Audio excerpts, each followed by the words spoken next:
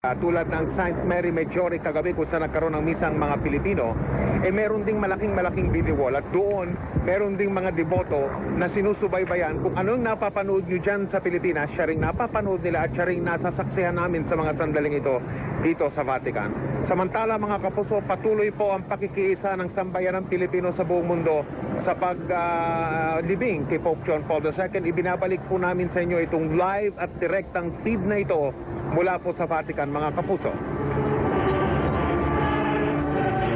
Ano na po yan, Monsignor? Ito na yung mga bahagi pa rin ng pagpasok sa grotto. Pagpasok.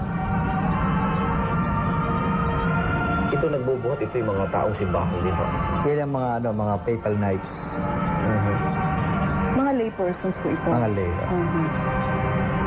Kasi yun ay ng kampana. Pero patapos na nga itong funeral mass at sa mga sandaling ito, hindi lang kasi natin nakikita dahil private na yung seremonya sa basement ng St. Peter's, pero if all goes well ang plan, binababa na ngayon yung kabaong ni Pope John Paul II sa basement ng St. Peter's Basilica. Ito yung basement na ito, ang traditional na burial ground ng mga Santo Papa.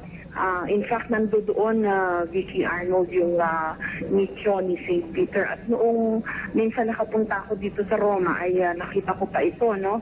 At nandun yung iba't ibang mga madre, mga pare, nagsisimula na yung pagtayo sa mga upuan at lumalabas na kami. Kailangan sumabay na ako.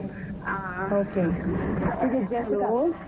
Babalikan na lang namin konti, no? Yes. After this, sige. Yes, Vicky. Okay.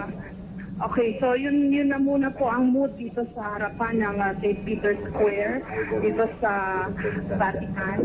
Na po ang funeral mass. At ngayon po ay binaba na ang bangkay ni Pope John Paul II sa basement para po sa burial naman.